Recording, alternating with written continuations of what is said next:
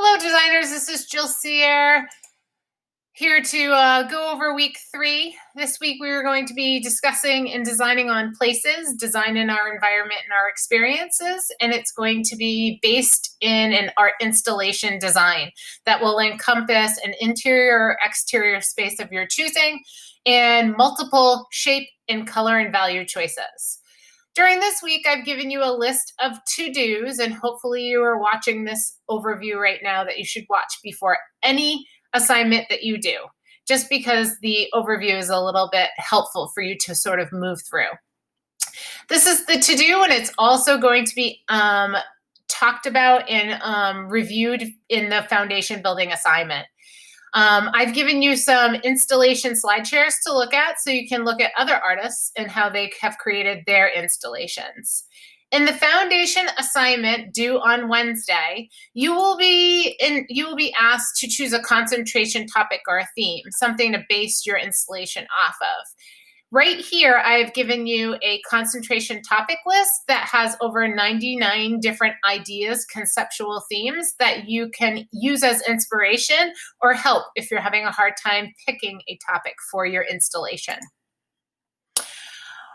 I also have included 3 different types of resources: a video by Nick Clave, an article by Ai Weiwei, and an audio overview by the local fiber artists from our landing pages. Please listen to all of them because they have designed their installations either by multiple objects or in different types of sort of setups, some hanging in on the floor, some just on surfaces. So really take a look at how many sort of avenues or different types of ideas you can use while creating an installation. You will have to submit on Wednesday a 2-page spread that encompasses this type of information. So I've laid it out for you. You'll want to put your concentration topic right here so I know what you're designing on. Break up 3 spaces because you have to have at least 3 different types of shapes that are going to repeat in this. So you can see that I'm using puzzle pieces that I would create larger in cardboard, and I'm going to have 2 different sides of crumpled up paper.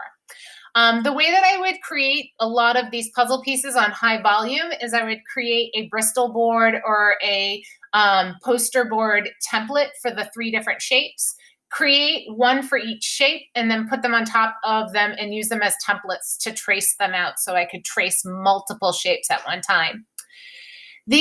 I've written a bunch of different headings for you to write about in your pieces.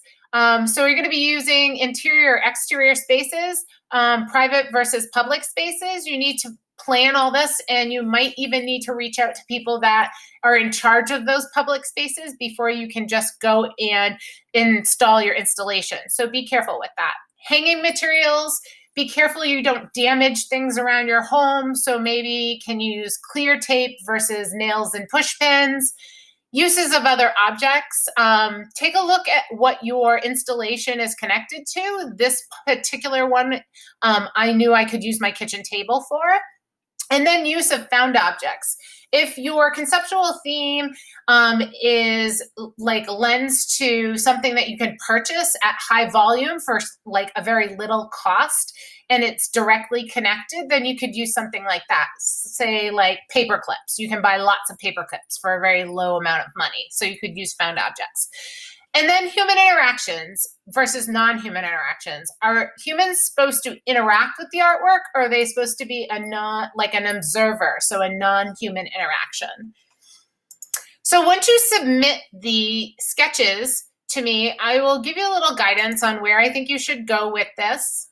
And then you'll build your installation. And for your final, you're going to be submitting 5 different images to the forum, but just 4 images to the assignment. So the 4 images that you will submit to the assignment will be 2 of your creation process and 2 of the completed assignment. And try to take those from 2 different angles, or one from far away and one from close up. And then for the forum, you need to make sure you always submit to the forum so you can get feedback from the TA, Carolyn, and from your critique partner that we assigned you last week.